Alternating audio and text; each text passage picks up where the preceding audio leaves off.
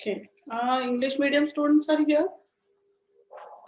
Or should I start in Marathi? 11:30.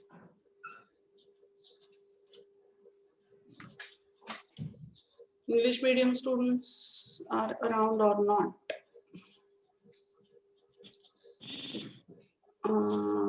Okay, 2 chats here, 3 chats here. Yes. Jai Shri Krishna, Snigdha, you are here. Okay, yeah. So I'll start in English and then move on to Marathi. अगोदर English घेते, मग मराठीमध्ये घेते. About 30 minutes, 30 minutes in English, and then I should be able to finish this unit hopefully in 30 minutes. Marathi medium साधारण 12ला सुरू करेन मी, हे सलग घेते आता 30 मिनिटं. आणि हा 12ला मराठी मीडियम सुरू, पण तरी मराठी मीडियमने इंग्लिश जरूर ऐकावं, क्लॅरिटी यायला आणखी मदत होते असं वाटतं त्यामुळे. Right. So yesterday I had told you to take a screenshot of this particular slide, which talks about the various stages that are involved in scientific research conducted by historians and researchers in history, especially. This actually is a general slide of research methodology for all social sciences, but we will have specific interpolations in the method as historians. One thing that is to be remembered throughout this process of historical research is that this is a spiral kind of a process. Research is a spiral kind of a process, in the sense that there is no beginning and no definite end to the process of research. So right from the moment man evolved from whatever was the earlier species, just the way we can't define the date on which man became Homo sapiens sapien and the date on which he and she were just Homo sapiens, we can't tell that on a particular day man evolved to become what we are today. Similarly, research also doesn't have a specific day or date beginning.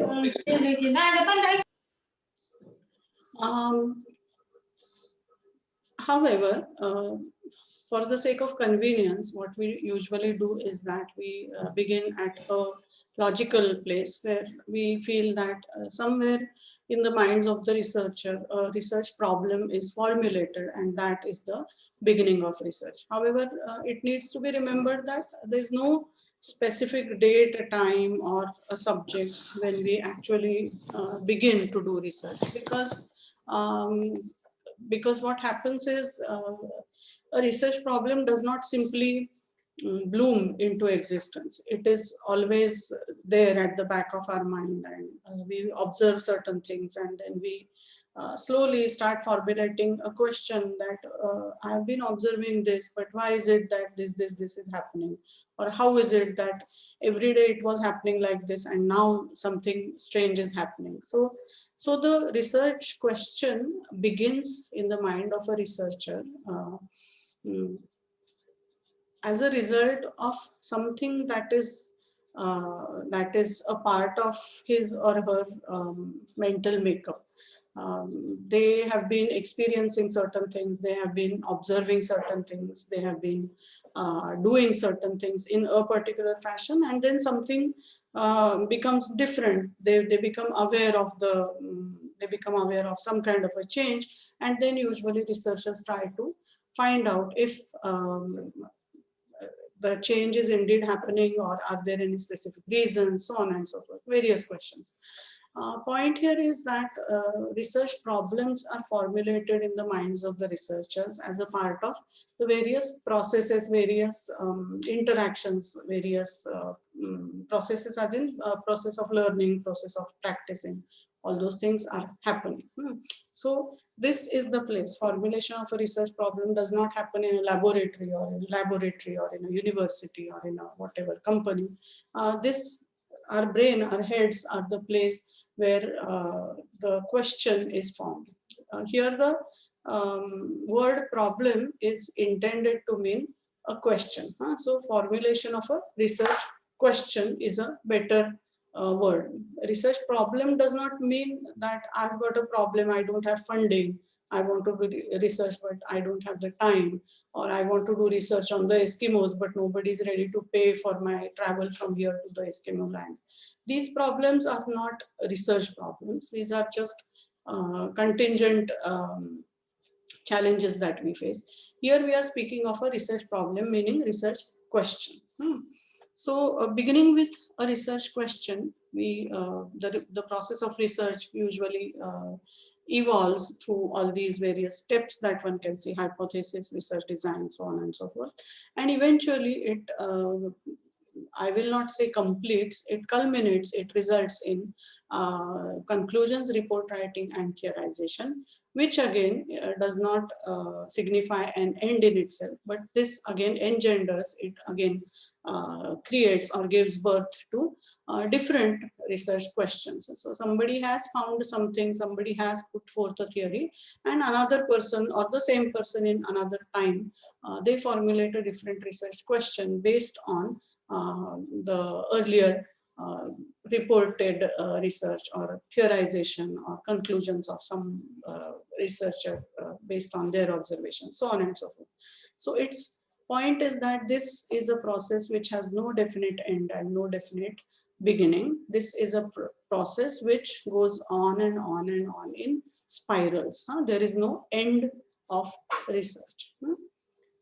Okay. Let me just check if I have the English translation of this.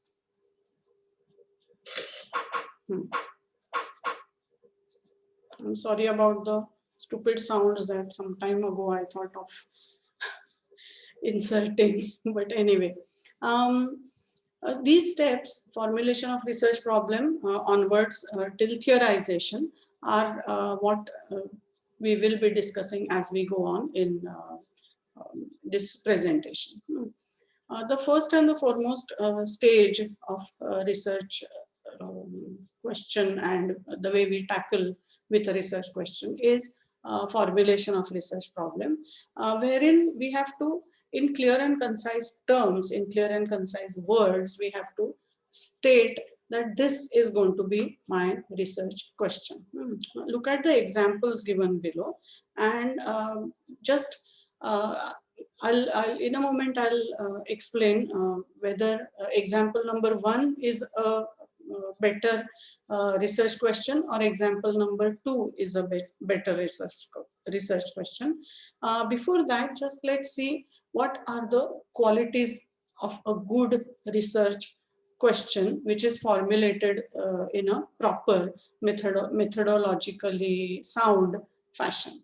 First and foremost, the question has to be framed in clear and concise terms. Then the question has to add to the existing quantum of knowledge, and also the question should define in which time and in which space you are going to conduct your research, or the issues that you are tackling are related to what time and space. So the coordinates have to be quite clear of any research question. Based on these requirements or based on these criteria, there are these two examples that I've noted down below. And let's see what happens if the research question is framed in the fashion of the first example and in the fashion of the second example. Which one is a better formulated research question? The first one is called 19th Century Maharashtra, Rise of the Middle Classes. So this person, whoever is doing the dissertation, perhaps PhD, wants to work on the rise of the middle classes, that is how the middle classes, evolved, and what is the time and place, 19th century Maharashtra. So the researcher has defined what is it that they want to study, what is the time, what is the place, and this is a subject in which previous knowledge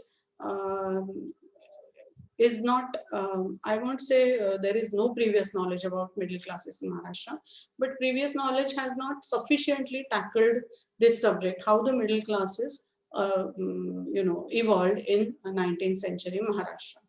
So that is example number one.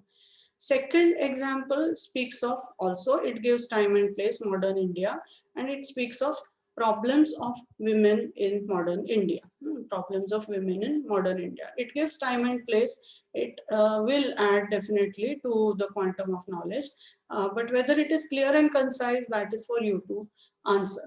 So tell me, what do you think is a clearly formulated research question?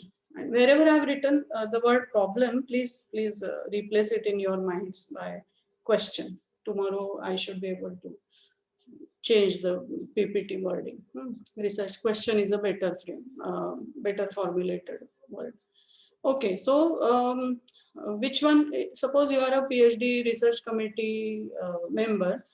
Which proposal will you say is a better proposal? Somebody who wants to study 19th century Maharashtra, rise of the middle classes, or somebody who wants to study problems of women in modern India? Who is better, in your opinion, based on these um, criteria that we've defined above? Yeah. The second one is not that well defined as the first one, since the Hmm. first one is particularly talking about 19th century, a period of 100 years, and a particular area, Maharashtra, and a Hmm. particular group of people, Hmm. or the middle class. Wherein the second example, we are still fighting about what is modern India. That is a very Hmm. vague concept till now, and also Hmm. people also, I'll ask, if I'm looking for something clear Hmm. and concise, I'll ask, what do you mean by women? Because for the most of the time, we do not know who are women. We exclude trans women and Hmm. people who menstruate as a whole. Hmm. So the first Hmm. one Hmm. is more worth for research, as a Okay. research question. Okay. Any other answers? Thank you, Jayashree. Any other answers? Which is a better research question?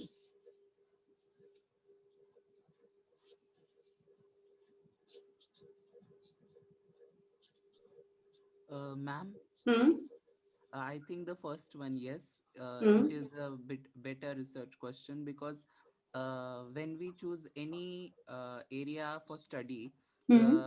uh, we have to ensure that it is very crisp and concise. अरे भावा Uh, थोडं जोरात बोल ना आवाज clear येत नाहीये तुझा.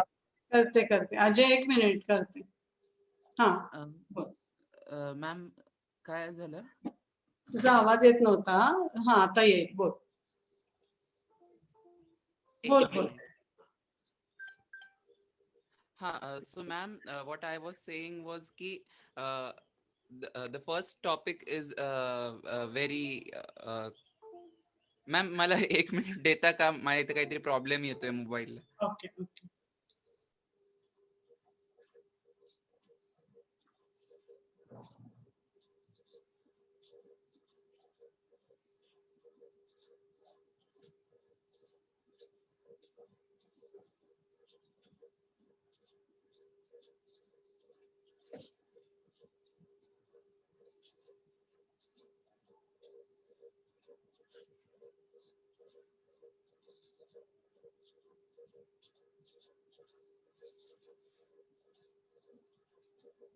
Any other answers meanwhile?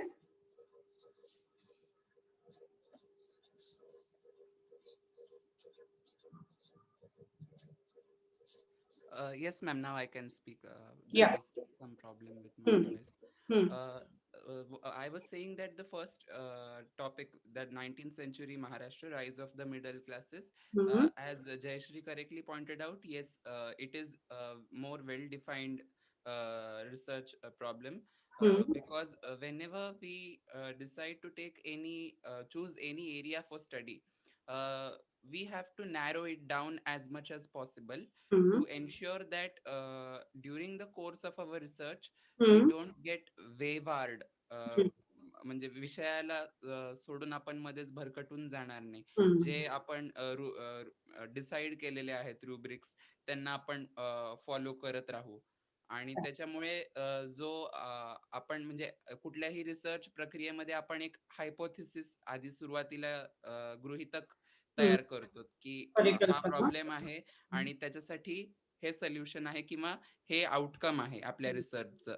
तर ते बिघडून जाऊ नये समतोल त्याच्यातला, म्हणून आपल्याला नॅरो करावा लागतो. आणि मग ते आपल्याला त्याच्यातनं लगेच लक्षात येते की 19th सेंचुरी महाराष्ट्र, म्हणजे त्यांनी काळ निश्चित केलेला आहे.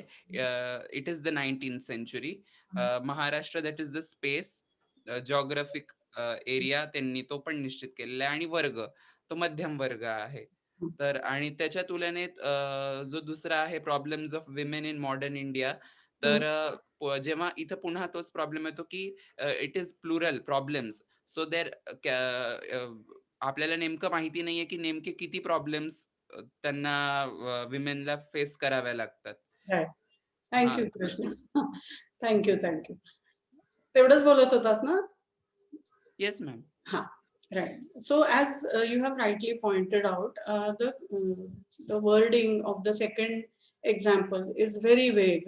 What problems, whether orthopedic problems or their emotional problems or financial problems or problems as in the research question that we are using. So problems by researchers. Suppose women like me have done some research. So the research problems that modern Indian women have tackled, it can mean anything, the word problem.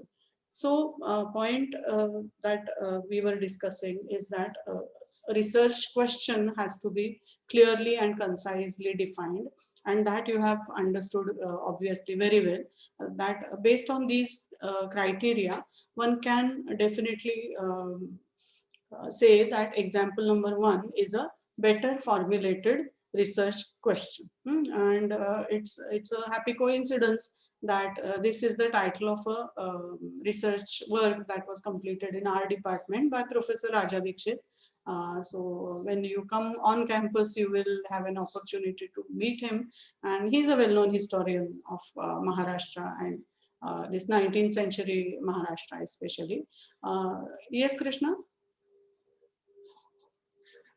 Ma'am, एक पुस्तक पण आहे ना, होय, ते मध्यम वर्ग उभा आडवा तिडवा.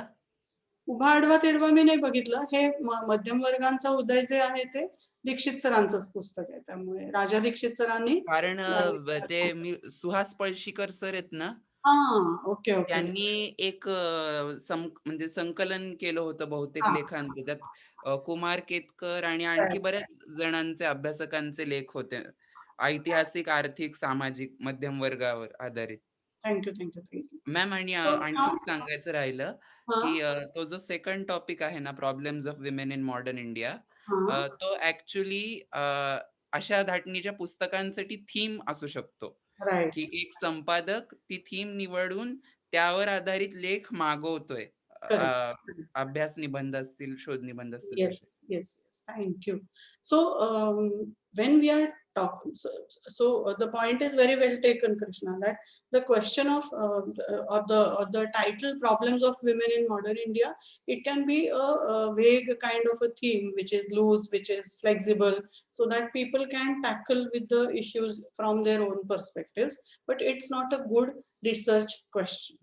Research question has to be very focused. It has to be very, very sharp and clearly, concisely formulated. So the point is very well taken by all of us here, that research questions, one has to be very clear when one is writing a research question.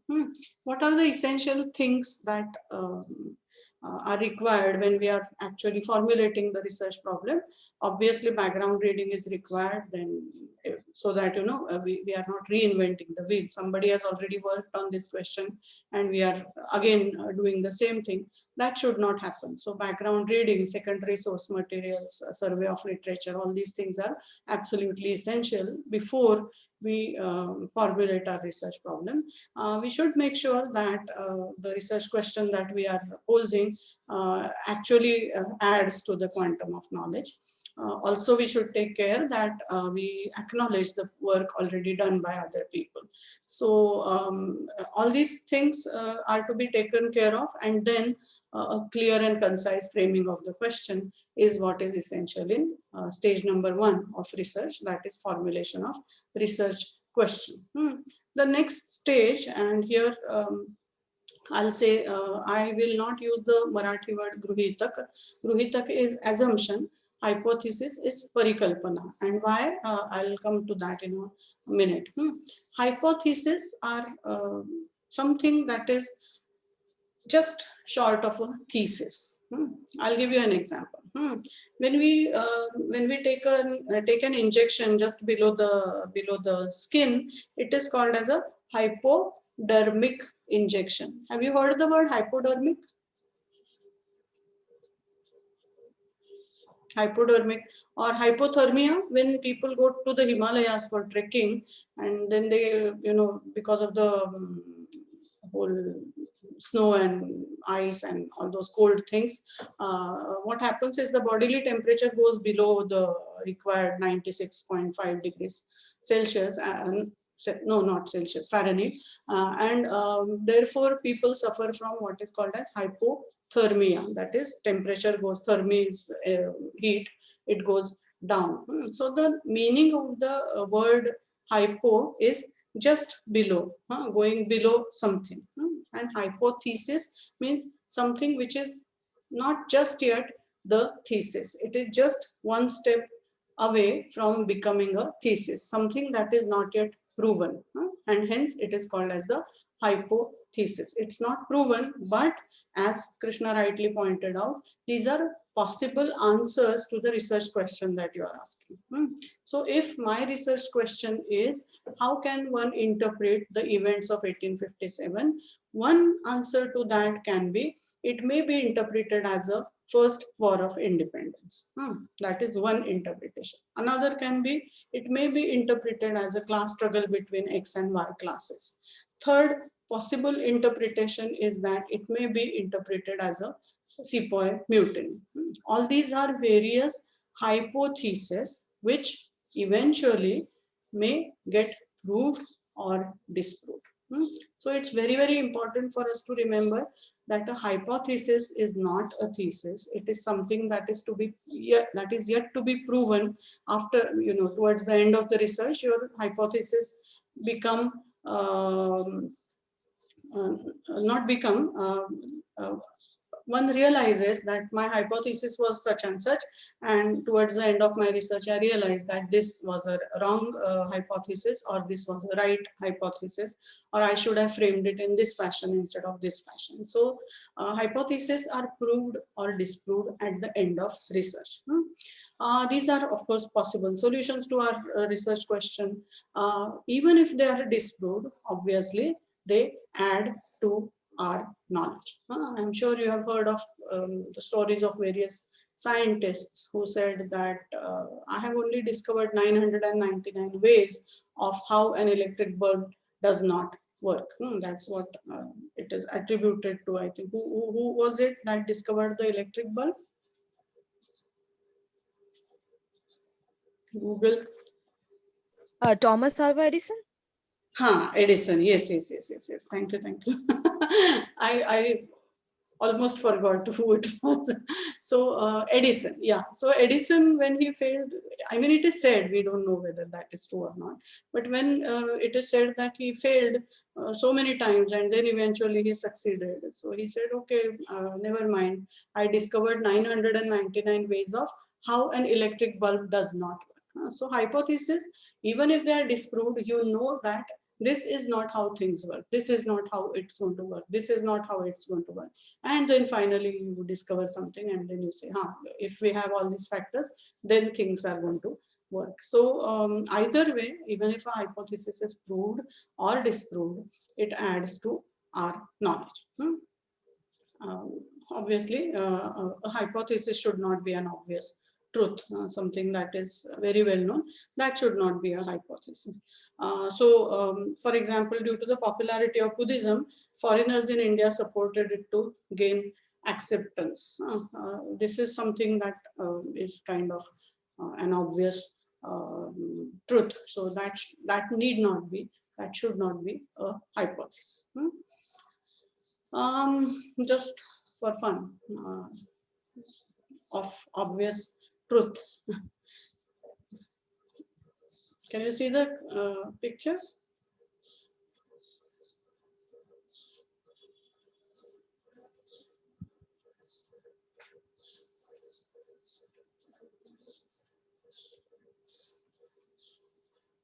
Okay, the next step in historical research, scientific methodological research, is formulation of a research design. That is, one has to, a researcher, any good researcher has to have a design in mind. This obviously is a very, very flexible kind of a design.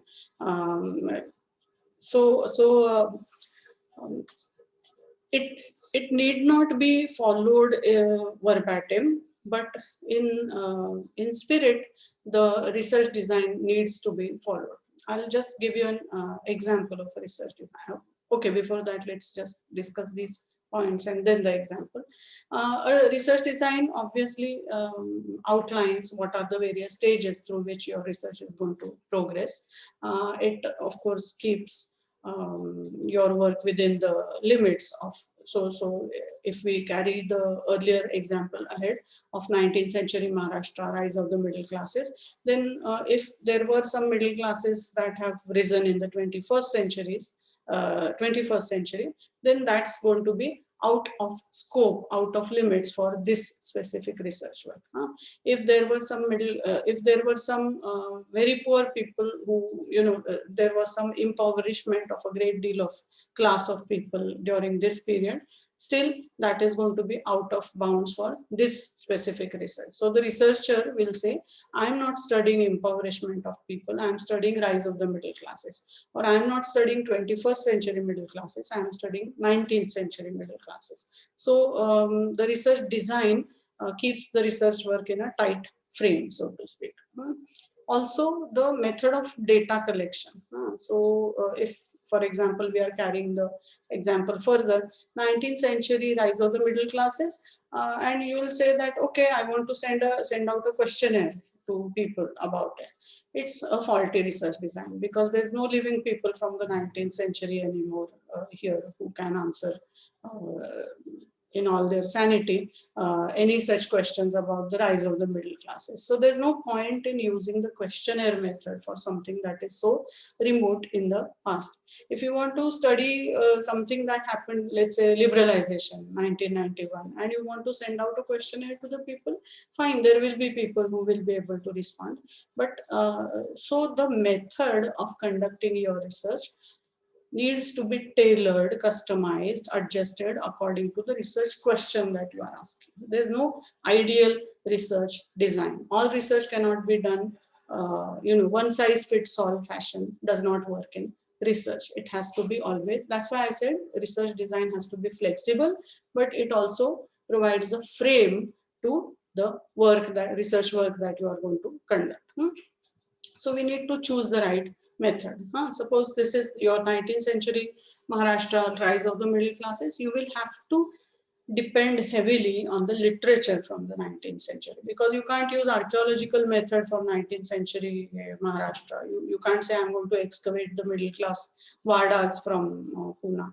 Yes, that can be one way of doing things, but architectural remains will only tell you very little part of what the rise of the middle classes was all about. So you will need to work with archival and literary source materials. So the question that you have posed for yourselves for research, that question will tell you what is the right method to be used, what is the right research design for the topic. There's no ideal research design, it's always flexible. Two things need to be remembered, that this research design should be such that it should be verifiable. You just can't say that I was sitting and I was dreaming, and then Mahadev Govind Ranade came in my dreams, Tilak came in my dreams, Mahatma Phule came in my dreams, and they told me that such and such thing happened, and this is how the middle classes arose in the 19th century. it should be verifiable.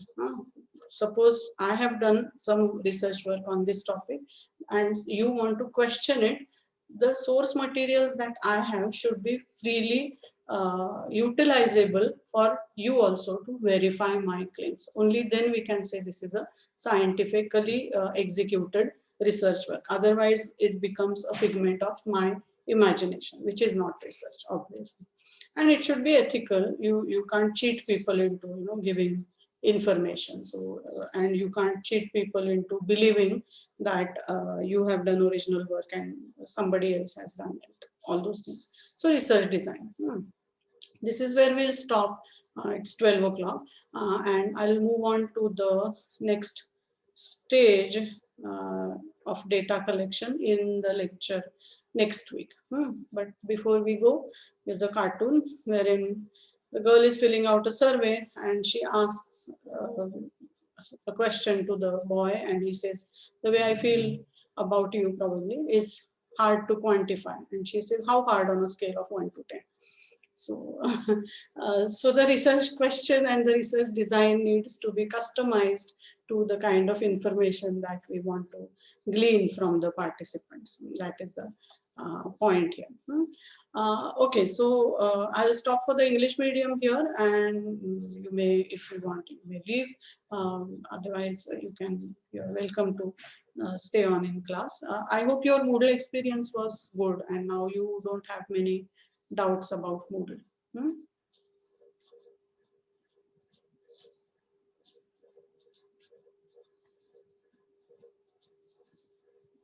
Yeah, if you have, just take it up with Rahul sir anytime.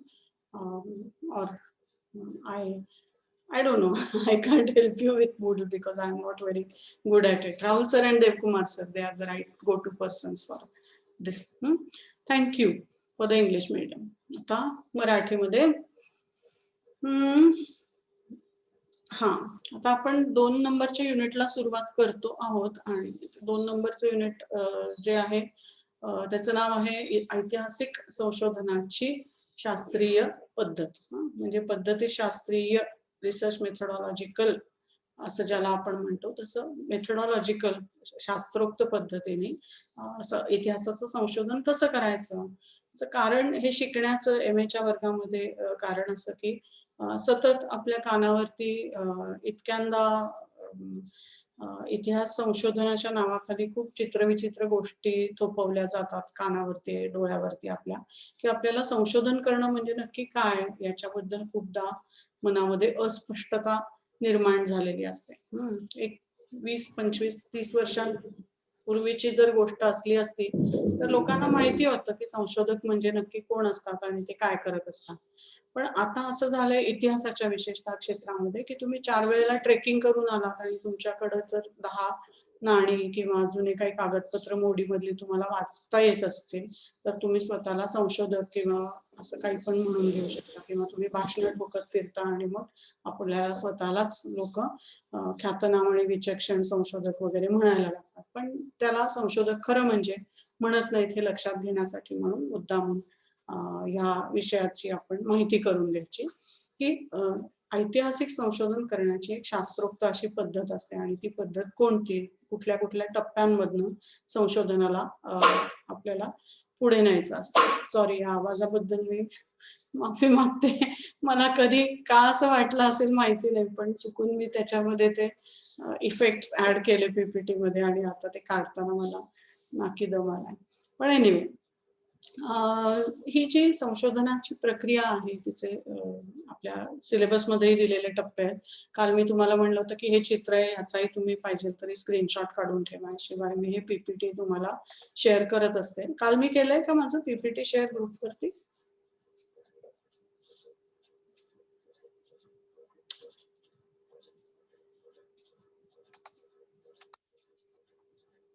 हा, वैशाली म्हणते हो, मधुसूदन म्हणतोय हो, संतोष म्हणतोय हो, वात्सल्य म्हणते हो, देवा म्हणतोय हो. Okay, right, thank you. तर सो ते काल PPT तुम्ही तिथपर्यंत बघितलंच असेल. आणखीन कोणतरी काहीतरी म्हणत, आणि अजय म्हणतोय हो, येस, थँक्यू. तर हे संशोधनाच्या शास्त्रोक्त पद्धतीचे टप्पे आपण इथून पुढच्या युनिटमध्ये या 2 क्रमांकाच्या युनिटमध्ये आपण पाहणार आहोत. त्यातला सगळ्यात जो पहिला टप्पा आहे तो संशोधनाचा प्रश्न, संशोधनाची समस्या असं जरी मी इंग्लिशमध्ये म्हटलं असेल तरी संशोधनाचा इथे तुम्हाला काय दिसतंय मला माहित नाही, मला ते यू आर स्क्रीन शेअरिंगचं दिसतंय सारखं त्याच्यामुळे. हा, संशोधनाचा प्रश्न निश्चित करणे. आता दिसतंय का हे, का तुम्हाला आधी दिसत होतं काय माहिती.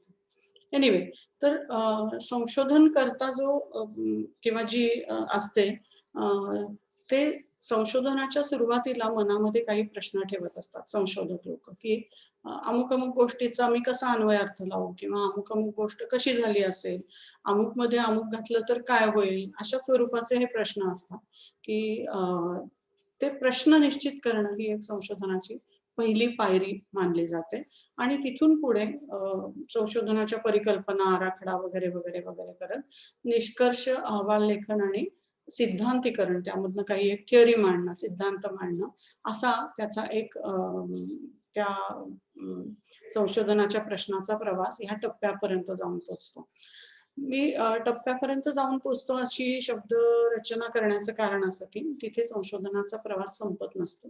संशोधन ही प्रक्रिया, तुम्ही एखादा स्पायरल किंवा स्प्रिंग सारखा जिना बघितला असेल किंवा नूडल बघितल्या असतील, तर ते नूडल कशा गोल गोल गोल गोल फिरत पण पुढे पुढे पुढे पुढे ती शेवई चालू असते तसं, किंवा स्पायरल जिना असतो तोही गोल गोल गोल फिरत पुढे पुढे जात राहतो.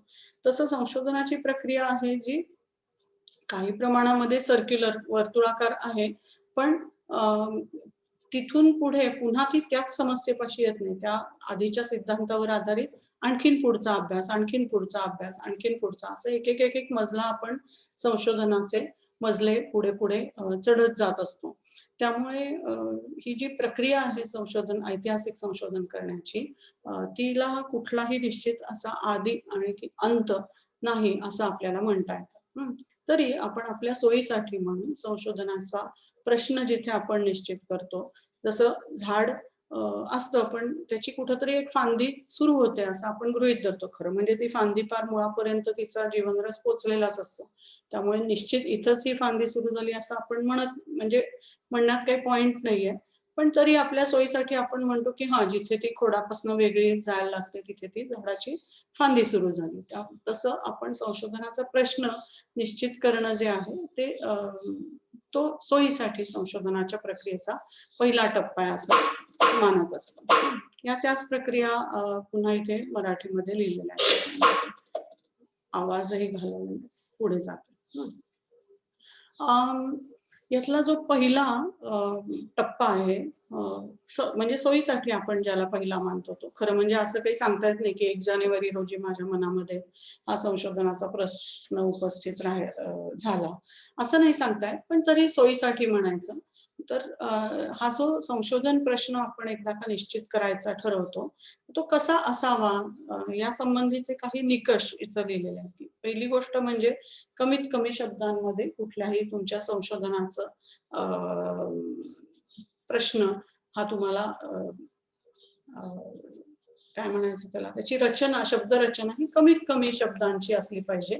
कमीत कमी म्हणजे 3च अक्षरामध्ये करा, 3च शब्दात करा असं नाही, पण साधारण त्याचा काय म्हणूया संकेत, रूढ संकेत असा आहे की 9 ते 15 शब्दांपेक्षा जास्ती मोठी संशोधनाची संशोधनाची समस्या, प्रश्न जो आहे तो संशोधनाचा प्रश्न हा 9 ते 15 शब्दापेक्षा जास्ती नसावा. कारण मग ते टायटलच वाचेपर्यंत त्या हिंदी सिनेमात तो म्हणतो तसं, नाम बताते बताते गोवा आ जाएगा, तसं ते नाव वाचेपर्यंतच आपल्याला रिसर्च मधला इंटरेस्ट संपून जाईल. तसं न व्हावं या दृष्टीने रिसर्च क्वेश्चन, समस्या जी असते संशोधनाची, म्हणजे टायटल थोडक्यात सांगायचं म्हणजे. देवाने काहीतरी नक्की कॉमेंट केलेली असणार आहे, शुअर. नाही, मधुसूदनने बोललेले, मला वाटलं देवाची काही कॉमेंट आली. संशोधनाचे टप्पे महत्वपूर्ण आहेतच, मधुसूदन म्हणताय, पण तो संशोधक एखाद्या विचाराने प्रभावित आहे का हे बघणं महत्वाचं आहे. असा असेल तर तो त्या विचाराच्या दृष्टिकोनातून संशोधन करेल आणि त्याला कोणतेही निकष लागू पडणार नाहीत. इन अ वे बरोबर आहे. ही मधुसूदन मला आठवण करून दे. इव्हेंच्युअली आपण जेव्हा संशोधनाच्या तथ्यनिष्ठेची किंवा संशोधनाच्या ऑब्जेक्टिव्हिटी म्हणतो ना आपण, काय म्हणायचं त्याला, तथ्यनिष्ठाच ना, वस्तुनिष्ठता नावाची गोष्ट संशोधनात येऊ शकते का, की येतच नाही, याची जेव्हा आपण चर्चा करू तेव्हा हा मुद्दा निश्चित विचारामध्ये घेऊया, की संशोधकाच्या मनावरती असणारे जे प्रभाव आहेत, की कोणी मार्क्सवादी विचारवंत असतो, कोणी आणखीन काही राष्ट्रवादी विचारवंत असतो, तो त्या चष्म्यामधनच बघू शकतो आणि त्यामुळे त्याचं लिखाण हे आपण अवैध मानावं का, की त्या मर्यादांच्या स्वीकारासह आपण त्याच्या लिखाणाचा स्वीकार करावा, असा प्रश्न. तर संशोधनाचा प्रश्न कसा असावा चांगला, जर तो सुस्पष्ट असावा, कमी शब्दात असावा, ज्ञानामध्ये त्यांनी भर पडली पाहिजे, तर असलेलीच गोष्ट पुन्हा शोधून काढण्यात काही गंमत नाही.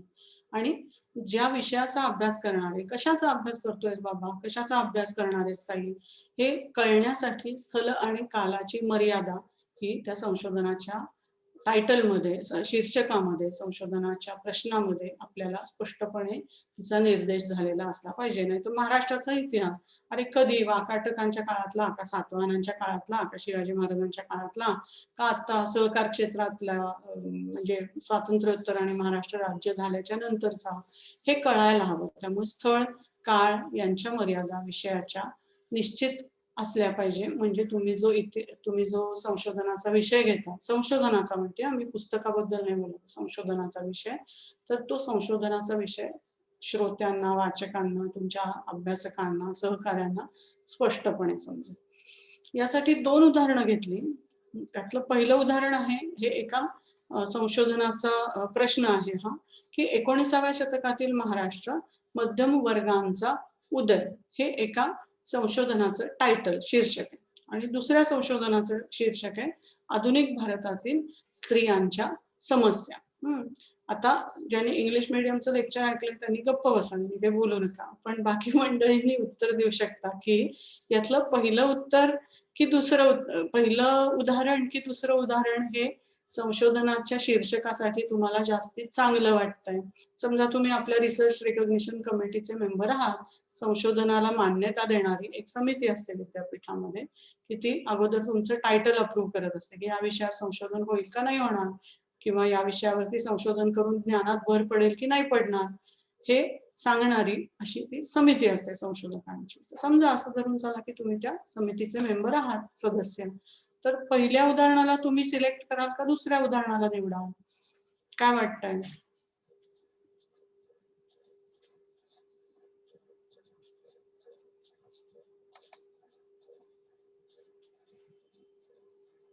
क्रायटेरिया बघायचे, सुस्पष्ट आणि कमी शब्द पाहिजेत. कमी म्हणजे 9 ते 15 असं मी म्हणलं. ज्ञानामध्ये आधीच्या लोकांना जे ज्ञान नाहीये असं ज्ञान त्या संशोधनाच्या विषयामधनं आपल्याला मिळायला हवं. आणि ज्या विषयाचा तुम्ही अभ्यास करताय त्याचं स्थळ काळ यांच्या मर्यादा, त्यांची काय म्हणूया स्कोप, व्याप्ती ही समजायला हवी.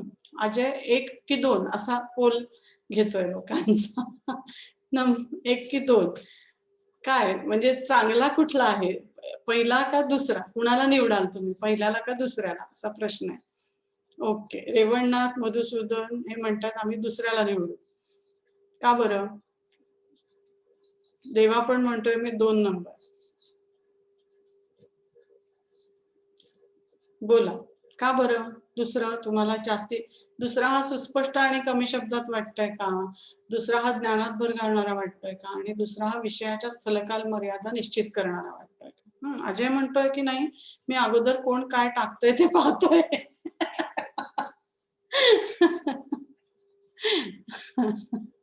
ओके, सांगा का बरं तुम्हाला दुसरा निश्चित वाटतोय, किंवा मला आता डिस्प्रूव्ह करा. मी म्हणेन की पहिला जास्ती चांगला आहे. मी जर कमिटीवरती असले असते तर पहिल्याला निवडला असतं असं मी म्हणते. आता भांडण करा माझ्याशी की का नको पहिला आणि दुसरा का चांगला आहे. दुसऱ्याची जास्त माहिती मिळेल. जास्त माहिती मिळेल, कशाची माहिती मिळेल सांग. म्हणजे पेपर मधून समजा त्यांच्यावर झालेले काही अन्याय किंवा कोर्टमध्ये चाललेले केसेस हम्म. अशा प्रकारचे म्हणजे पहिल्या पॉइंट पेक्षा दुसऱ्या पॉइंट मध्ये जास्त माहिती मिळेल. ओके. पण इतकी जास्त मिळेल का रे? म्हणजे माझा प्रश्न आहे का की इतकी जास्ती माहिती मिळेल की नक्की कुठल्या समस्या हेच आपल्याला कळेनासं होईल. म्हणजे उदाहरणार्थ स्त्रियांच्या आरोग्यविषयक समस्या, त्यांना बाळंतपणाला काही रजा मिळत नाही ही एक समस्या आहे बायकांची.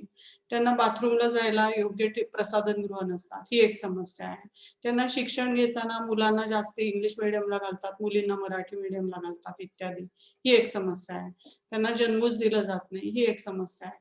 अशा खूप समस्यांची मी यादी केली तर माझ्या ज्ञानात इतिहासाच्या संशोधक म्हणून भर पडेल का नाही पडणार? पडेल ना. पडेल. हो. हे मलाही माहिती होतं. तू काय नवीन संशोधन केलं?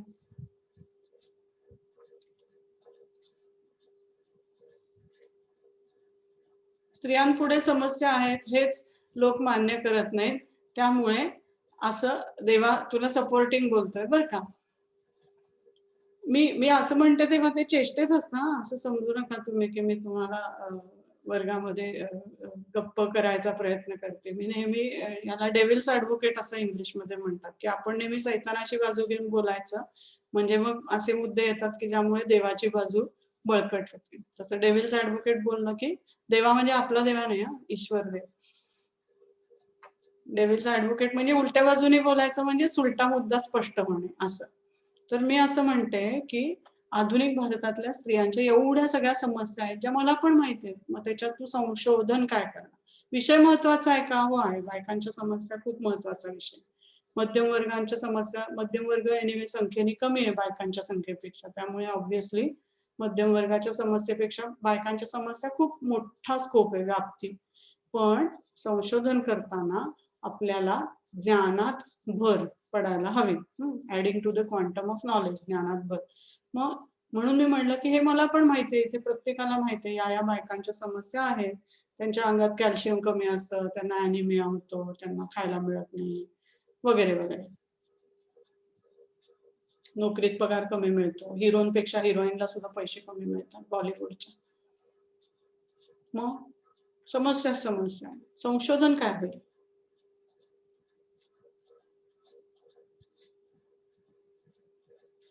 त्याच्यात आपण काय बदल करू शकतो याबद्दल, किंवा मग पूर्वी म्हणजे आधुनिक काळाच्या अगोदर मध्ययुगात काय बदल होता ना आता काय बदल आहे असा? म्हणजे तू असं असं बघायचं. करतोयस, अगदी करेक्ट आहे रेवण्णा. तू असं म्हणतोयस की हा विषय महत्वाचा आहे, पण त्या विषयाचा स्कोप आपल्याला अधिक फोकस शार्प करायला हवा. बरोबर आहे रेवण्णा? हो. म्हणजे विषय म्हणून हा अर्थातच खूप निकडीचा, तातडीचा, आपल्या सगळ्यांनी अभ्यास केलाच पाहिजे असा विषय आहे. मधुसूदन तेच इकडे म्हणतोय की अनेक दृष्टीने या विषयाचं संशोधन करतायत, आरोग्य विषयक, सामाजिक, शैक्षणिक, राजकीय. मग हे जेव्हा आपण, म्हणून मी या दोन गोष्टींमध्ये आपण फरक करायला शिकलं पाहिजे असं मी म्हणलं की पुस्तकाचा विषय किंवा एखादी थीम म्हणून हा विषय अतिशय महत्वाचा आहे. पण नव्याने संशोधन करताना, अगदी शार्प फोकसने संशोधन करताना हा विषय कदाचित खूप व्याप्ती असलेला, खूप व्यापक असा आहे का? तुझ्या थिसिस साठी हा विषय लिही म्हणलं तर काय लिहू शकशील त्याच्यामध्ये, थिसिस मध्ये? असा विचार करून पहा बरं.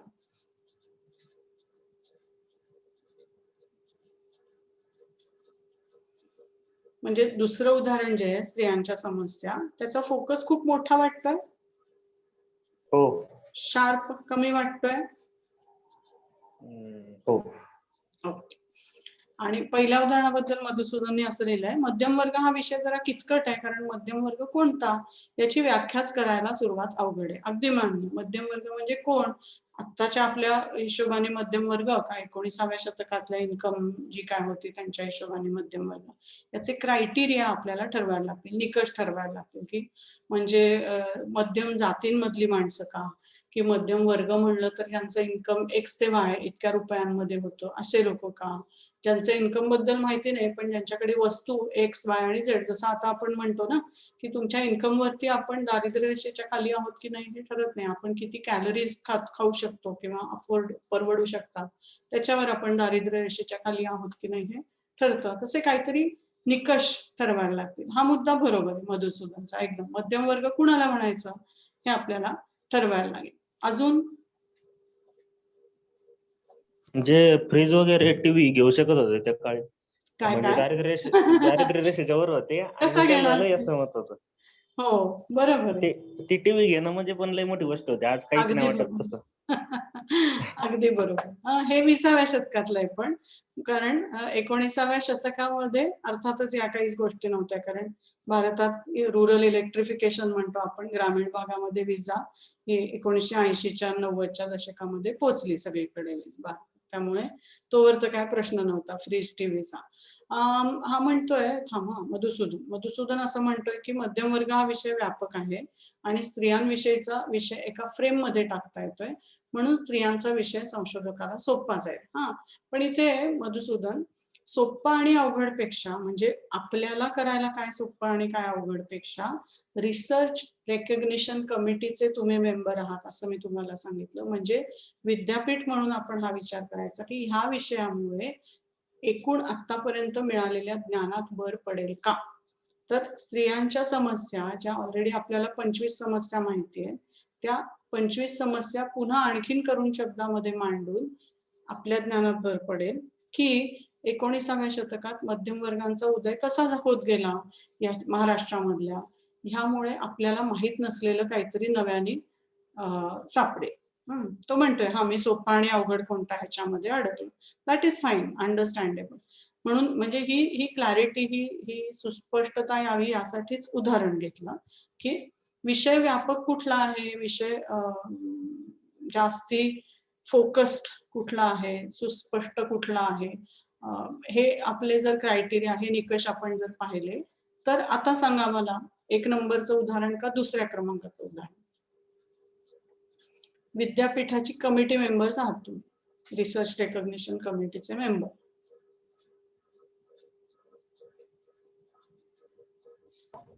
मॅडम दुसऱ्या मुद्द्यात जास्त मुद्दे आहेत ना, त्याच्यातलं एक निवडीन, जसं की राजकीय लोकसभेत पहिल्या इलेक्शनला हा 1952 ला जसं महिलांची संख्या टक्केवारी खूप कमी होती, ती हम्म आता 27% गेली.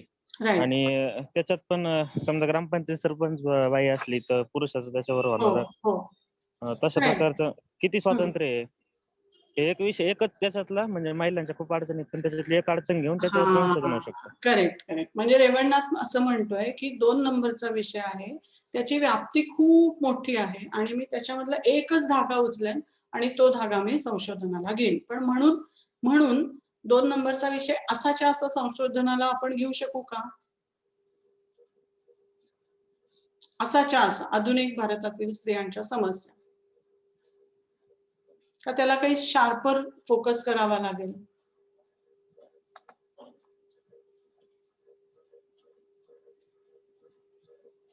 देवा म्हणतोय की बायकांच्या समस्या सगळ्यांना माहित आहेत, पण त्यावर विचार करायला आणि गांभीर्याने घ्यायला वेळ नाहीये कुणाला, किंवा त्यांचा फोकस नसेल तो, त्यामुळे त्यामुळे पुढे कदाचित तो काहीतरी लिहित असेल, ते लिहिल पुढे. दुसरा भाग, संशोधकाचं काम काय असतं.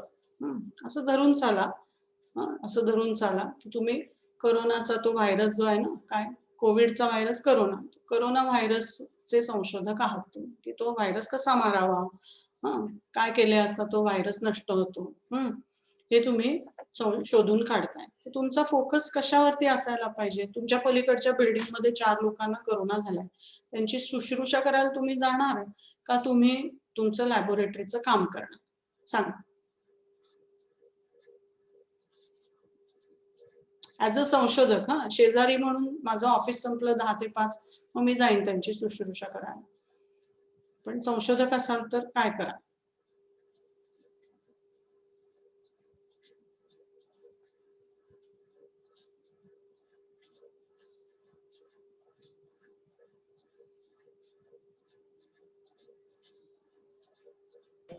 इतिहास संशोधकाचं काम कशा निष्कर्षापर्यंत पोहोचणं.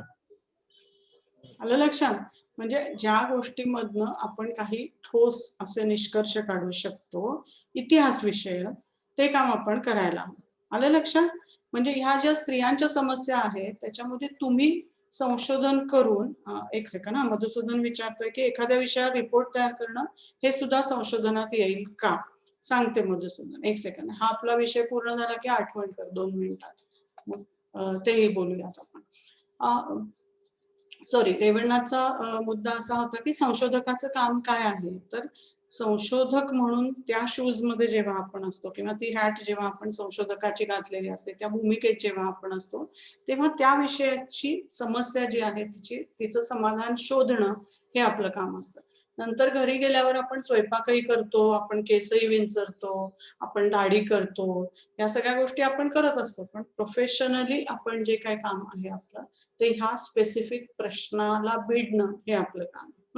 त्यामुळे स्त्रियांच्या समस्येबद्दल कणं वाचणं, आपण आपल्या घरातल्या बायकांशी चांगलं वागणं किंवा इतर आणखीन दुसऱ्या ज्या 4 बायकांवर अन्याय होतोय त्याच्या विरुद्ध मोर्चा काढणं, या सगळ्या 10 ते 5च्या नंतर करण्याच्या गोष्टी.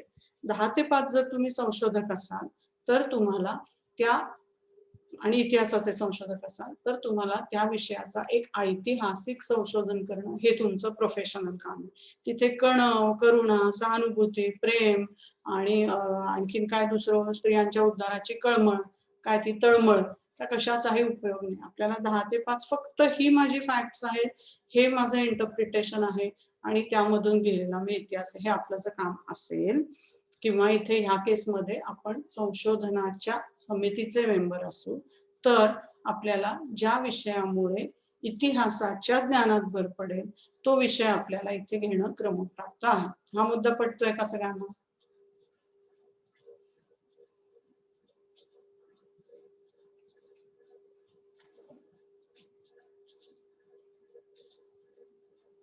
म्हणजे मी असं म्हणते की पहिलं जे उदाहरण आहे 19व्या शतकातला महाराष्ट्र आणि मध्यम वर्गांचा उदय, ते उदाहरण हे विषयाच्या स्थलकाल मर्यादा सांगतंय. कुठला काळ? तर 19व्या शतक, म्हणजे 1801 पासून 1900 पर्यंत. कुठलं स्थळ? महाराष्ट्र. ज्ञानामध्ये भर पडेल का? हो, त्या काळामधल्या मध्यम वर्गांच्या उदयाबद्दल आपल्याला आधी काही माहित नाहीये, एक बी मिश्रांचं पुस्तक सोडलं तर. ते ओव्हरऑल भारतातल्या मध्यम वर्गांबद्दल बोलतो, त्यामुळे महाराष्ट्रातल्या लोकांबद्दल माहिती नाही. सुस्पष्ट आहे का? हो, स्पष्ट आहे. यांचा राईज कसा झाला, फॉल, एक्सपॅन्शन, काही नाही, राईज बद्दल बोलतोय. त्यामुळे आपले जे 3 क्रायटेरिया निष्कर्ष आहेत ते पहिल्या उदाहरणाने पूर्ण होतात. दुसऱ्या उदाहरणामध्ये सुस्पष्ट आहे का? तर कुठल्या समस्या हे स्पष्ट होत नाहीये. त्यांच्या आरोग्यविषयक समस्या का, त्यांच्या वैवाहिक समस्या का, त्यांच्या करिअर विषयक समस्या का, त्यांच्या व्हॉटेवर समस्या, हे स्पष्ट होत नाहीये. ज्ञानात भर पडेल का? तर नुसत्या समस्या काय, समस्यांची सोल्युशन, समस्यांमागची कारणं, समस्यांचं काय, हे स्पष्ट होत नाही. त्यामुळे सुस्पष्ट नाही, जरी कमी शब्दात असेल तरी त्याची व्याप्ती प्रचंड आहे या 2 नंबरच्या उदाहरणाची. आणि विषयाच्या स्थल काल मर्यादा मांडताय का? तो हो, आधुनिक भारतातल्या स्त्रियांच्या समस्या हे ऐकायला बरोबर वाटते, पण आधुनिक भारत कुठं सुरू होतो? समजा तुमच्या माझ्या इतिहासाच्या लोकांच्या हिशोबाने पाहिलं तर आधुनिक भारत हा त्या प्लासीच्या लढाईनंतर सुरू होतो. मग तेव्हाच्या भारतात बर्मा पण येतो, तेव्हाच्या भारतात आजचा पाकिस्तान पण येतो, आणखीन बराच भाग येतो, म्हणजे ज्याला आपण साऊथ एशिया म्हणतो तो येतो. मग तुम्ही त्या सगळ्या स्त्रियांच्या घेणार का समस्या? कसल्या समस्या? हा तर मुद्दा पुन्हा वेगळाच आहे. आणि आणखीन मगाशी इंग्लिशमध्ये बोलताना एक प्रश्न जयश्रीने मांडला की स्त्री म्हणजे नक्की कोण? की आता आपण 21व्या शतकामध्ये आहोत, तेव्हा आपल्याला माहितीये की LGBTQ लोकांची जी मुवमेंट आहे त्याच्यामध्ये अनेकदा लोक असं म्हणतात की मी पुरुषाच्या शरीरामध्ये आहे, पण मला मनाने असं वाटतंय ना की मी स्त्री आहे म्हणून. किंवा अनेकदा असं होतं की असं लोक म्हणतात की मी स्त्रीच्या शरीरामध्ये आहे, पण मला असं वाटतंय ना मी पुरुष आहे म्हणून. किंवा मला असं वाटतंय की मी आज पुरुषासारखं वागत असेल आणि उद्या मी स्त्रीसारखं वागू शकते. हे ट्रान्स जे असणं आहे अस्तित्व, की तुम्ही 2 पैकी काळा किंवा पांढरा ह्याच्यामध्ये स्वतःला जखडून घेऊ शकत नाही, आणि ह्याची जाणीव आपल्याला आता होते 21व्या शतकात. तेही पाहिलं आपण तर अर्थातच स्त्री म्हणजे नक्की कोण हे सुद्धा डिफाईन करणं अवघड आहे. कन्क्लुजन असं की 2 उदाहरणांमधलं दुसरं जे आहे ते सुस्पष्ट त्याच्यामध्ये नाहीये, त्याच्यामध्ये व्याप्ती प्रचंड मोठी आहे वन. आणि दुसरं म्हणजे त्यांनी इतिहासाच्या ज्ञानात भर पडणार आहे, समस्यांचं वर्णन होईल. जसं आता मधुसूदनने प्रश्न विचारला की report, definitely yes, towards towards काय टुवर्ड्स इक्वालिटी नावाचा एक अतिशय उत्तम रिपोर्ट स्त्रियांच्या बद्दल, म्हणजे स्त्रियांची काय स्थिती आहे हे जेव्हा आंतरराष्ट्रीय महिला वर्ष डिक्लेअर झालं होतं तेव्हा टुवर्ड्स इक्वालिटी नावाचा उत्तम रिपोर्ट लिहिला की ज्याच्यामध्ये भारतामध्ये स्त्रियांची काय परिस्थिती आहे हे त्याच्यामध्ये फार स्पष्ट झालं. पण तो रिसर्च रिपोर्ट होता, त्याच्यासाठी अगोदर त्यांनी जो अभ्यास केला होता तो वेगळा. आणि इथे आपण बोलतोय ते उदाहरणार्थ PhDचं संशोधन असेल किंवा उदाहरणार्थ एखाद्या एमफिल साठी किंवा तुमच्या टर्म पेपर साठीचं संशोधन असेल. शार्प जितका तुमचा फोकस असेल, सुईचं उदाहरण ठेवा. सुईचं उदाहरण तुम्ही ठेवलं तर जितकं शार्प असेल तेवढं इंजेक्शन तुम्हाला कमी दुखणार आणि ते आतपर्यंत पोहोचणार. तुम्ही जर खलबत्त्या किंवा मुसळाने हातावरती मारायचं म्हणलं, खूप मोठा औषधाचा एक तुकडा आतमध्ये जाऊ शकतो, पण माझं हाडही मोडेल ना. दंडावरती जर का उद्या करोनाचा शॉट घेण्यासाठी जाड सुई वापराल का पातळ सुई वापराल? मधुसूदन म्हणतो आता मला पटतंय. अजय म्हणतोय की 1764 प्लासीच्या वॉर पासून आधुनिक भारताची हिस्ट्री चालू होते. बरोबर. मग इंजेक्शन शार्प पाहिजे का इंजेक्शन ब्लंट पाहिजे? कोरोनाचं इंजेक्शन घालते. मॅडम 1818 पासून आधुनिक भारत म्हणतात ना? हो, बरेच त्याच्यामध्ये हे आहेत, मतप्रवाह आहेत. कोणी म्हणतं 1818 साली म्हणजे मराठीशाही बुडल्यापासून, कोणी म्हणतं की 1761. अजयला तुमचं काय शार्प मत आहे? इंजेक्शन पाहिजे. काय? तुमचं काय मत आहे? माझं मत आहे की आधुनिकता नावाची गोष्ट ही एक विचारांची पद्धत आहे. म्हणजे उदाहरणार्थ वर्ष जर का लिहिलं ना, तर तसा आपला दुसरा बाजीराव जो होता तो 1800 काहीतरी 50च्या दशकामध्ये मरण पावला. म्हणून तो आधुनिक आहे असं म्हणायचं का? तर त्याला आधुनिक म्हणवत नाही आपल्याला, कारण तो ज्या मानसिक ह्याच्यामध्ये होता, त्याचा मेंटल मेकअप बघितला तर ते जप तप व्रत अनुष्ठान करावी, त्याच्याकडे काही रॅशनॅलिटी, विवेक बुद्धी, आणखीन सायंटिफिक टेम्पर या ज्या आधुनिकतेचे जे निकष असणाऱ्या गोष्टी आहेत ना, त्या त्याच्याकडे दिसत नाहीत. त्यामुळे तुम्ही शरीराने 21व्या का शतकामध्ये असे ना, तुम्ही मनाने 14व्या पण शतकात असू शकता. त्यामुळे मग आधुनिकता तर आताचे राजकारणी पण तसेच आहेत काही. मग आता त्यांना काय म्हणायचं? अगदी बरोबर आहे, अगदी बरोबर. त्यामुळे आधुनिकता ही गोष्ट आपल्याला अशी वर्षांमध्ये खरं तर डिफाईन करणं अवघड आहे. पण तरी आपण कन्व्हिनियन्ससाठी म्हणतो की बाबा साधारण इंग्रज आल्याच्या नंतरचा काळ हा आपण आधुनिकतेचा मानतो, कलोनियल पिरियड आणि पुढचा. पण आता उदाहरणार्थ तुकारामासारखा लेखक कवी होऊन गेला, ज्याचे अनेक विचार आहेत जे अत्यंत तर्कनिष्ठ, बुद्धिनिष्ठ आणि सडेतोड विवेकनिष्ठ असे आहेत. मग त्यालाही आपण आधुनिक म्हणू शकतो तुकारामाला. किंवा आणखीन बहिणाबाई होत्या त्या वज्रसूचीवाल्या, त्याही अत्यंत आधुनिक पद्धतीने जाती व्यवस्थेवर कोरडे ओढताना आपल्याला दिसतात. त्यामुळे आधुनिकता ही एक मनाची अवस्था आहे. एनिवे, तर अजय म्हणतोय की शार्प पाहिजे आणि आय थिंक बहुतेकांचं तसं देवानी म्हणले. हो, मला पण आता हा मुद्दा पटतोय की विषयाची जी निश्चिती आपण करतोय, हे नाही देवा म्हणते मी, त्याचं वाक्य अर्ध आहे, अजून पुढचं आलं की वाचेन. विषयाची निश्चिती करताना सुस्पष्ट आणि कमी शब्दामध्ये ज्ञानात भर घालणारी आणि त्याच्या स्थल आणि काळाच्या मर्यादा मांडणारी अशी विषय निश्चिती असायला हवी. यासाठी आपल्याला काय आवश्यक असतं तर बॅकग्राऊंड रीडिंग करणं हे अत्यंत आवश्यक असतं. म्हणजे मध्यमवर्गाच्या 19व्या शतकातल्या उदयाची समजा आपल्याला चर्चा करायची झाली तर आपल्याला 19व्या शतकात नक्की काय झालं होतं हे माहिती पाहिजे ना. एकदम सडनली मी उठले आणि उद्या सकाळपासून चला मी आता संशोधनाचा माझा थिसिस लिहायला लागते असं करता येत नसतं. आपल्याला आधी त्या काळाची माहिती असायला हवी, त्या काळावर इतर लोकांनी काय काय कामं केली याची माहिती असायला हवी.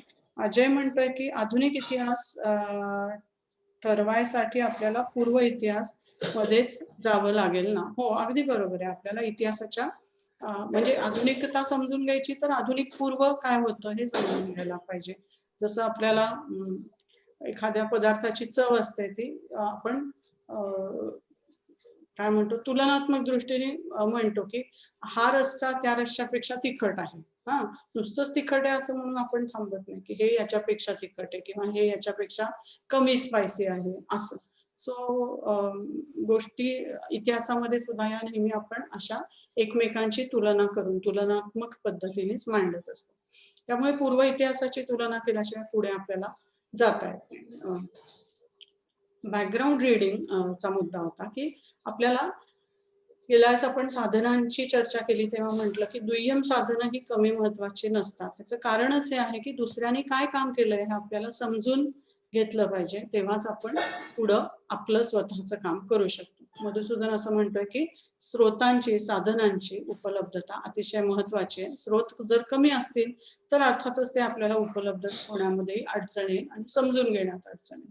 अगदी बरोबर आहे. त्यासाठीच आपण मधुसूदन गेल्या वेळेला असं म्हटलं की यासाठी आपण काय करायचं, तर साधन या शब्दाची व्याख्या अधिक विस्तृत, अधिक व्यापक होईल असं बघायचं. म्हणजे उदाहरणार्थ ह्या मध्यम वर्गाच्या बद्दलचा जर इतिहास लिहायचा असेल तर आपल्याला फक्त मी जुने मध्यम सदाशिव नारायण पेठेमधले वाडे बघितले आणि 19व्या शतकातली नाणी बघितली आणि पेशवे दप्तरामधली कागद बघितले तर झाला का मध्यम वर्गाचा इतिहास लिहून? तर नाही झाला. याचं कारण असं की तू म्हणतोयस त्याप्रमाणे ह्या विषयाला अनुसरून त्या काळामधली जी साधनं आहेत ती कमी असणार. मग काय करायचं, तर वेगवेगळ्या पद्धतीची साधनं शोधायची.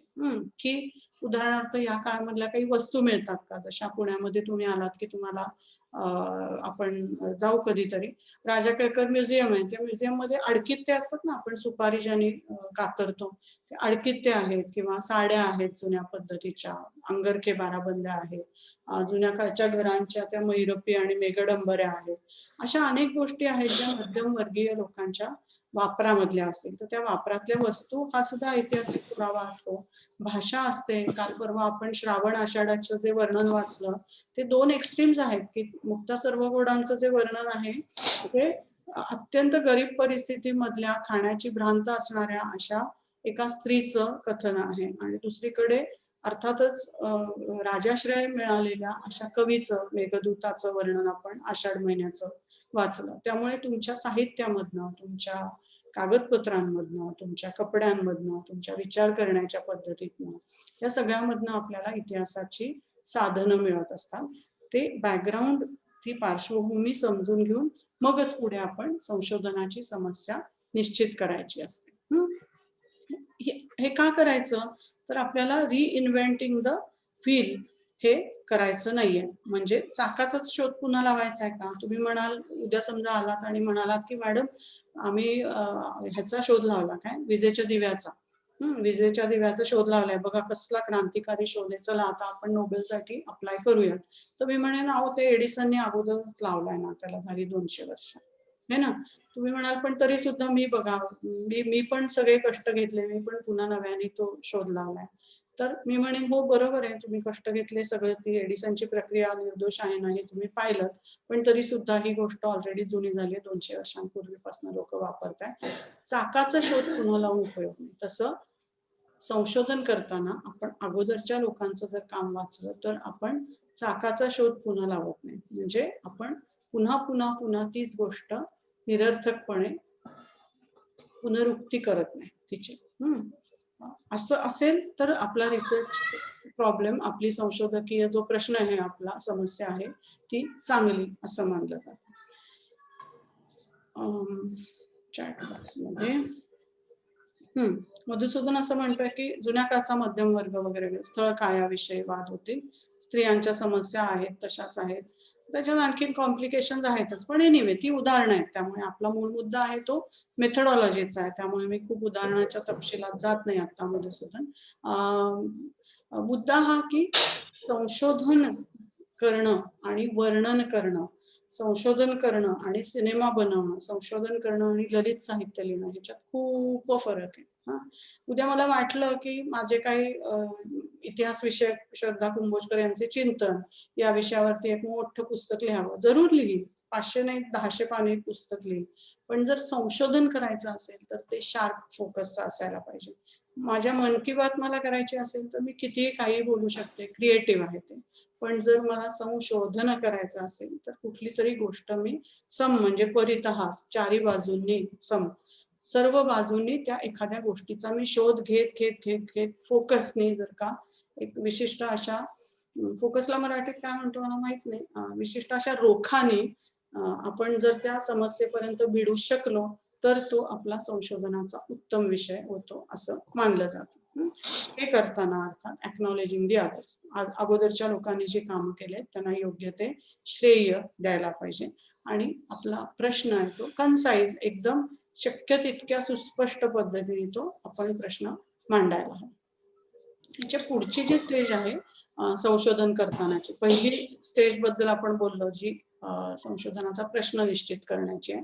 पुढची स्टेज अशी आहे की संशोधनाच्या परिकल्पना आपण मनातल्या मनात काही आडाखे अंदाज, हंचेस असं इंग्लिशमध्ये म्हणतो की असं मला वाटतंय की असं असं होईल, हे जे असतं आपल्या मनामधली काय म्हणूया आपण परिकल्पना, असा त्याला परफेक्ट शब्द आहे, गृहीतक हा शब्द वापरायचा त्याला नाही.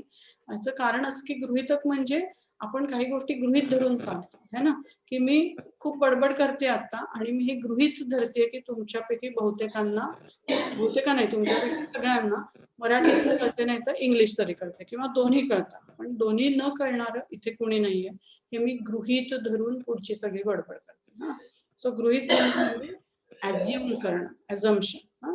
आणि हायपोथिसिस हा जेव्हा आपण संशोधनाच्या परिभाषेमध्ये शब्द वापरतो त्याचा करेक्ट शब्द परिकल्पना असा आहे. म्हणजे एक कल्पना, एक सिद्धांत असतो जो इव्हेंच्युअली आपल्याला प्रूव्ह म्हणजे इव्हेंच्युअली मांडायचा असतो. त्या सिद्धांताच्या थोडीशी आधीची स्टेज म्हणजे परिकल्पना. अशा मी 10 परिकल्पना मांडीन जेव्हा मला समजा 19व्या शतकातल्या मध्यमवर्गाच्या उदयाबद्दल महाराष्ट्रातल्या जर संशोधन करायचंय. 10 परिकल्पना मांडीन की अमुक अमुक मुळे मध्यम वर्गाचा उदय झाला, तमुक मुळे मध्यम वर्गाचा उदय झाला, या मध्यम वर्गाने एक्स गोष्टी केल्या, वाय गोष्टी केल्या, झेड गोष्टी केल्या. या माझ्या 5 परिकल्पना आहेत. त्यामधल्या काही परिकल्पना सिद्ध होतील की अहो खरंच दिसतंय हे इंग्रजांच्या संपर्कात जे लोक आले तेच पुढे मध्यम वर्गामध्ये गेलेले, किंवा त्या डिस्प्रूव्ह होतील की अहो असं नाही, तुम्ही म्हणताय खरं की इंग्रजी नोकऱ्यांमुळे लोक मध्यम वर्गामध्ये गेले, पण सगळेच काही ते मध्यम वर्गामध्ये गेले नाही. जे समजा उदाहरणार्थ इंग्रजांच्या घरामध्ये असलेले लोक होते, बटलर असलेले लोक होते, ते पैशाने मध्यम वर्गात गेले, पण त्यांची जाती विशिष्ट जी काही समाजामध्ये स्थानं होती ती पाहता त्यांना कोणी मध्यम वर्ग म्हणून वागवलं नाही. मध्यम वर्ग म्हणजे महाराष्ट्राचा अभ्यास कराल जेव्हा तुम्ही, तेव्हा विशिष्ट जात आणि विशिष्ट सांस्कृतिक त्यांच्याकडे असलेलं भांडवल याच्यावरती तुमचा वर्ग ठरतो असंही आपल्याला दिसून येतं. तर मुद्दा असा की एकच सेकंड म्यूट करायला. मुद्दा असा की संशोधनाच्या परिकल्पना ह्या कधी कधी प्रूव्ह होतात, कधी कधी डिस्प्रूव्ह सुद्धा होतात संशोधनाच्या शेवटी. प्रूव्ह आणि डिस्प्रूव्ह म्हणजे ती परिकल्पना खरी ठरते, त्याला अगदी परफेक्ट शब्द असा की यथातथ्य ठरते किंवा यथातथ्य ठरत नाही. तथ्य म्हणजे फॅक्ट जी आपल्याला मिळालेली आहे त्या फॅक्टच्या नुसार ही परिकल्पना सिद्ध होते, किंवा फॅक्ट अशी सांगतात की ज्यामुळे ही परिकल्पना सिद्ध होत नाही. म्हणजे त्या परिकल्पनेला यथातथ्य ठरवलं जातं किंवा ती यथातथ्य ठरत नाही, चुकीची ठरते. दोन्हीपैकी काही झालं तरी सुद्धा आपल्या ज्ञानामध्ये नेहमी भर पडत असते. आणि इथे म्हणून मगाशी मी इंग्लिशमध्ये उदाहरण नाव विचारलं ते एडिसनचं. असं म्हणतात की एडिसननी 999 वेळेला एक विजेचा बल्ब बनवण्याचे प्रयत्न केले आणि 1000व्या वेळेला मात्र त्याला यश आलं. अर्थातच ही इमॅजिनरी म्हणजे फिक्शन काय म्हणू आपण, कल्पित गोष्ट आहे, ही काही खरी नव्हे. पण मुद्दा आपल्या दृष्टीने असा की 999 वेळेला, म्हणजे तो एडिसनला जेव्हा लोकांनी विचारलं की अरे यार काय तू इतकी वर्ष प्रयत्न करत होता, आता तुला विजेच्या बल्बचा शोध लागला, तर तो म्हणाला हो, पण मी 999 असे मार्ग शोधून काढले की ज्यामुळे मला कळलं की ह्या मार्गाने गेलं तर नक्की विजेचा बल्ब बनू शकत नाही. आणि मग तेव्हा मला 1000वा मार्ग दिसला. तो म्हणला एकच आहे की ज्यामुळे विजेचा बल्ब तयार होऊ शकतो. पण 999 असे शोध लागलेत मला की तुम्ही समजा उदाहरणार्थ लाकूड वापरलं तर नाही होत, प्लास्टिक तेव्हा नव्हतं प्लास्टिक, पण काच वापरली तर नाही होत. पण टंगस्टनची जेव्हा मी म्हटलं वायर वापरली, ते काय फिलमेंट असते, तेव्हा ते बरोबर तापलं आणि त्याच्यापासून मला उजेड मिळायला लागला. म्हणजे इतर 999 गोष्टींपासून उजेड मिळणार नाही विजेच्या सहाय्याने, हे मला कळलं. म्हणजे जरी तुमचे हायपोथेसिस, जरी तुमच्या परिकल्पना या यथातथ्य ठरल्या नाही तरी सुद्धा ज्ञानात भर पडत असते. जसं तुम्ही एसटी स्टँड वरती उभे आहात, ही एसटी कुठं चालली आहे समजा बार्शीला चालले, अरे यार आपल्याला बार्शीला नाही जायचंय, मग आपण त्या एसटी मध्ये चढत नाही. समजा मला मनमाडला जायचं, पुढे मनमाडची एसटी आल्यावरती त्याच्यामध्ये मी चढते. पण मला माहिती आहे की हा म्हणजे इथनं बार्शीला जाणारी बस जाते बरं का, किंवा अमुक वाजता एक याच्या अगोदर इथनं एसटी जाते, किंवा हा बार्शीच्या बसचा स्टँड इथे आहे, हे तरी मला समजलं. त्यामुळे परिकल्पना ह्या यथातथ्य जरी ठरल्या नाहीत तरी सुद्धा आपल्या ज्ञानात भर पडत असते. हे इतक्यांदा सांगायचं कारण असं की अनेकदा संशोधकांना असं वाटतं की अरे यार माझी जी परिकल्पना होती संशोधन सुरू करताना ती प्रूव्ह नाही झाली, आता काय करू, म्हणजे माझं संशोधन वाया गेलं का? तर असं अजिबात नसतं, संशोधन वाया जात नसतं. तुम्ही व्यवस्थित जर अभ्यास केलेला आहे आणि अमुक परिकल्पना खोटी ठरली हे जर तुम्हाला काय म्हणूया आपण सिद्ध करता आलं तर ती सुद्धा ज्ञानाच्या क्षेत्रामध्ये मान मिळणारी गोष्ट असते की यांनी ह्याचा शोध लावला की अमुक करून अमुक होत नसतं. त्यामुळे परिकल्पना आणि त्यांचं यथातथ्य किंवा त्या खऱ्या ठरतात किंवा खोट्या ठरतात ही महत्वाची गोष्ट आहे संशोधनाच्या सुरुवातीला. आणि परिकल्पना कशा असाव्यात, तर त्या अर्थातच सर्वमान्य तथ्य नसाव्यात की बाबा वर्षाचे महिने 12 आहेत, ही काही संशोधनाची परिकल्पना नाही, ते आहेतच इथे. त्यामुळे फार काही किंवा उदाहरणार्थ दुसरं इथं बौद्ध धर्माच्या लोकप्रियतेमुळे भारतातल्या परदेशी लोकांनी त्याला पाठबळ देऊन आपलं स्थान बळकट केलं, हे सगळ्यांना माहिती आहे, त्याच्यामध्ये काही विशेष नाहीये. त्यामुळे अशा परिकल्पना असून उपयोग नाही, त्या जास्ती शार्प फोकसच्या परिकल्पना असायला हव्या. इथे एक जस्ट कार्टून आहे हायपोथेसिसचं की हा माणूस म्हणजे विनोदाने म्हणतो की मी म्हणजे एकदम ऑब्वियस ढोबळ अशा परिकल्पनांचं उदाहरण म्हणून हा माणूस म्हणतोय की त्या कोळ्याबद्दल मी 2 गृहीतकृत्य किंवा परिकल्पना मांडल्या. ती परिकल्पना अशी की एकतर हा कोळी तरी खूप मोठा झाला किंवा आपण तरी खूप लहान झालो, जोक म्हणून सोडून द्यायचा.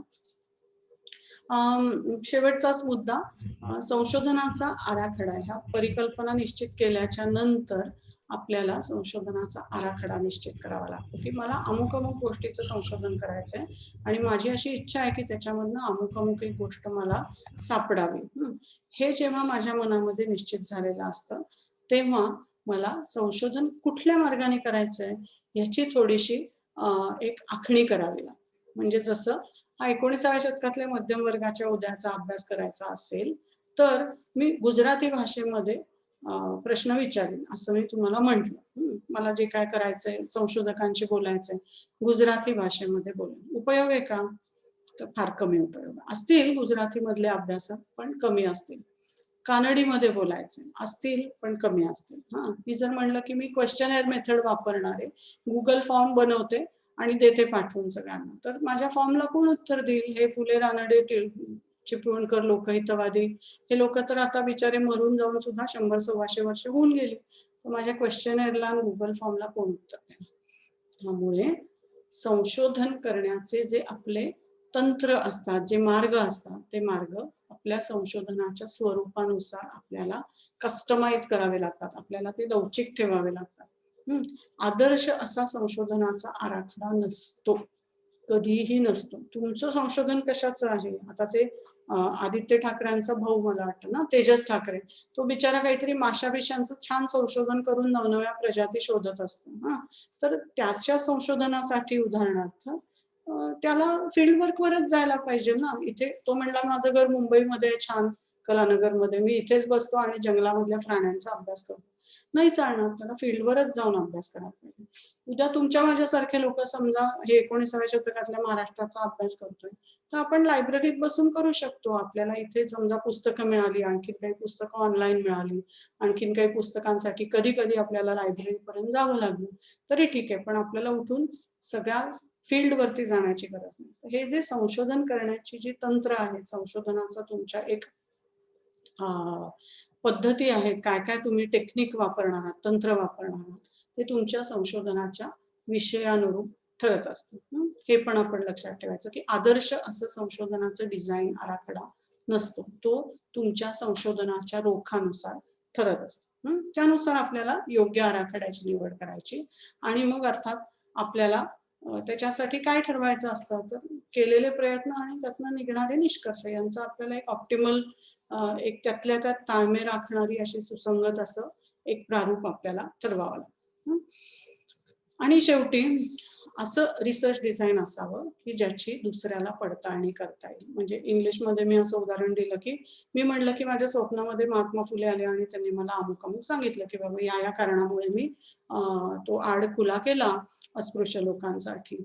तर माझं जे संशोधन असेल किंवा माझं जे काही सिद्धांत मांडलेला असेल तो खोडायला किंवा तो खोडण्यासाठी समोरच्याकडे शस्त्रच राहत नाही. कारण मी म्हणणार तुमच्या कुठे स्वप्नात आले होते महात्मा फुले? माझ्या स्वप्नात आले होते, त्यांनी मला सांगितलं.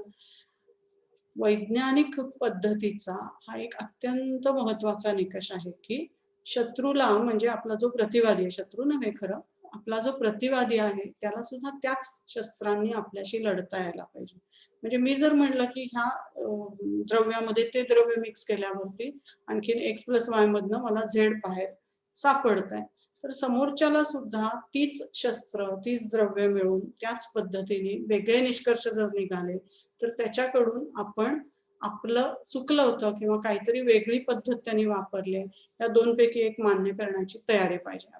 म्हणजे वैज्ञानिक पद्धत ही या दुसऱ्यानी पडताळण्यावरती अवलंबून असते की माझं म्हणणं हे आहे आणि हीच साधनं वापरून जर आणखीन 4 लोकांचं तसंच म्हणणं आलं तर अर्थात माझ्या निष्कर्षांना उलट बळकटी मिळत असते. त्यामुळे नेहमी अशा स्वरूपाचं संशोधनाचा आराखडा असायला पाहिजे की ज्यामधून समोरच्याला, आपल्या नंतरच्या पिढीमध्ये आलेले जे इतिहासकार आहेत त्यांना तो पडताळता आला पाहिजे. म्हणजे मी लेखामध्ये काहीतरी लिहिलं की अमुक अमुक अमुक आहे बाबा,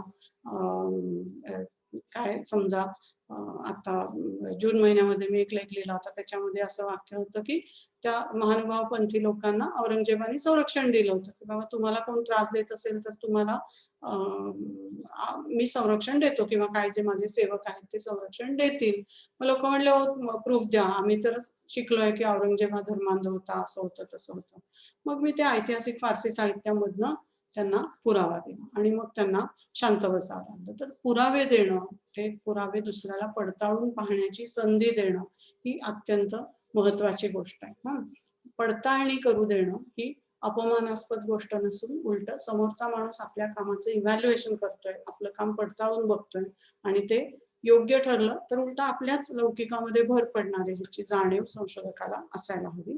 आणि हे सगळं करताना अर्थात आपण नैतिक पद्धतीने ते करायला हवं. नैतिक म्हणजे काय, तर आपला संशोधनाची जी साधनं आपण आहेत ती लोकांकडनं चोरूनच आणली आहेत किंवा खोटंच बोलतोय किंवा ती साधनं दुसऱ्याला आपण उपलब्धच करून दिली नाही, असं न करता नैतिक पद्धतीने संशोधनाची साधनं वापरून आपल्याला संशोधनाचा आराखडा बनवायचा असतो. त्याच्या पुढचा जो टप्पा आहे त्याची चर्चा आपण पुढच्या लेक्चरमध्ये करूया. पण तत्पूर्वी एक जस्ट कार्टून की रिसर्च डिझाईन हे कसं असतं किंवा असायला हवं. हा मुलगा म्हणतो तिला, त्या मुलीला, की मला तुझ्याबद्दल जे वाटतं ते सांगणं फार अवघड आहे, शब्दामध्ये सांगणं फार अवघड आहे. आणि ही मुलगी एकदम फोकस आहे तिचा सर्वेवरती. ती म्हणते हा सांग, किती 1 ते 10च्या स्केलवर किती अवघड आहे? अवघड 3 अवघड आहे का 5 अवघड आहे? तर मुद्दा असा की सगळ्या गोष्टी आपल्याला क्वांटिफाय पण करता येत नाही, सगळ्या गोष्टी आपल्याला आकड्यांमध्ये किंवा तथ्यांमध्ये मांडता पण येत नाही. पण रिसर्च करताना आपण रिसर्चचा आराखडा जो असतो, संशोधनाचा आराखडा जो असतो, तो असा करायचा की ज्या गोष्टी आपल्याला अशा मांडता येत नाही त्या सर्वेमध्ये घेऊ नये. सर्वेमध्ये घेण्याच्या गोष्टी वेगळ्या असतात की तुम्हाला 1 मुलं आहेत का 2 मुलं आहेत किंवा तुम्हाला लाल रंग आवडतो का पिवळा रंग आवडतो, इतपत तुम्ही सर्वेमध्ये घेऊ शकता. पण प्रेम बिम या गोष्टी आपल्याला सर्वेमध्ये मोजता येत नसतात. तर इथे आपण थांबूयात आणि आजचं लेक्चर इथे थांबवून पुढच्या आठवड्यामध्ये आपलं पुढचं लेक्चर होईल. आज तारीख आहे 6 मार्च म्हणजे शनिवार. 12 आणि 13ला आपलं पुढचं लेक्चर असेल, बरोबर ना? म्हणजे 12ला लेक्चर असेल पुढचं. ओके, काही शंका प्रश्न? जागे व्हा.